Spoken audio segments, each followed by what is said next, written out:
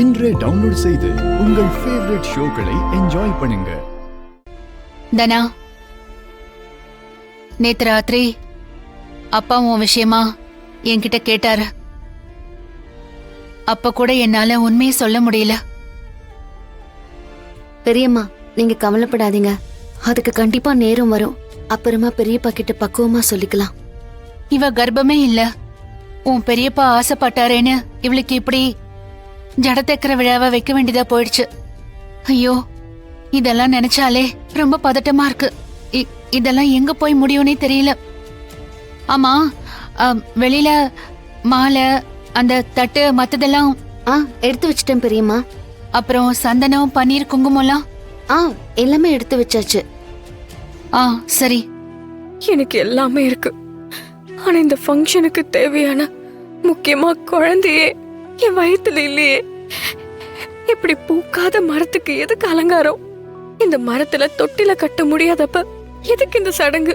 கடவுளே, இந்த நாளை நான் எப்படி கடக்க போறேன்? இந்த உண்மை இத்தனை நாளா என் மனசுக்குள்ள இருந்ததுக்கு இன்னைக்கு இவ்வளவு பாரமா இருக்கு. என் பாரத்தை யார்கிட்ட நான் இறக்கி வைப்பேன்? பாரம் தாங்காம என் நெஞ்சு வெடிச்சிடும் போல இருக்கு. ஜானகி, நேரமாச்சு. தனாவை கூட்டிட்டு வந்து சபையில உட்கார வை. இதோ கூட்டிட்டு வரேன் அத்தை. நீங்க போங்க.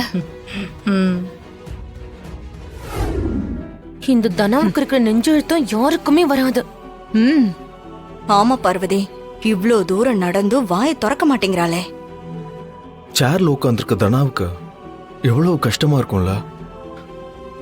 எல்லாம் என்னாலதான். டேய் கதிரு, அதெல்லாம் ஒண்ணு இல்லடா.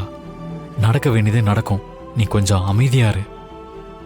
கவலைப்படாத, விடு, பாத்துக்கலாம். கதிர், மாலை எடுத்து தனா கழுத்துல போடுப்பா. சரி.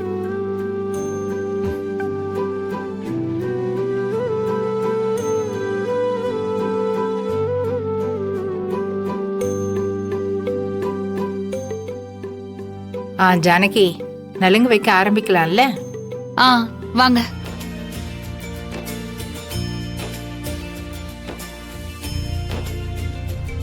ரொம்ப நாளைக்கு எதையும் மறைச்சு வைக்க முடியாது.